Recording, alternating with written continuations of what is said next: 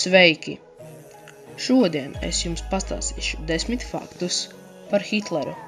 Nu tad sākam. Pirmais fakts ir, ka viņš holokausta laikā nebija apmeklējis nevienu no koncentrācijas nometnēm.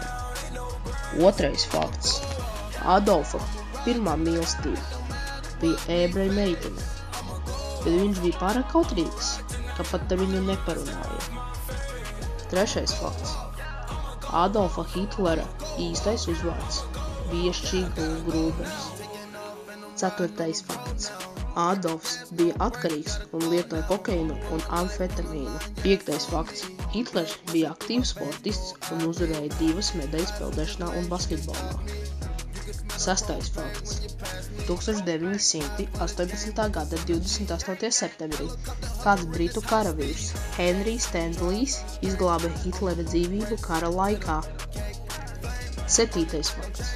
Hitlers bija stingrs veģetārietis, un viņam bija mīļākais dzīvnieks vācu šeferda kucīte vārdā Blondī, kurš saņēma kā dāvanu no Martina Bormana.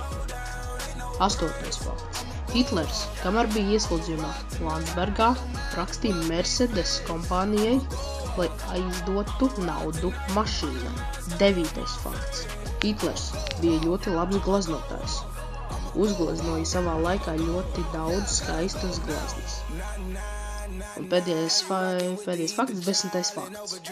Hitlers ar savu sievu bunkurī Berlīnē iedzēra rindu nomiru. Vēlāk viņus sadedzināja un apraka.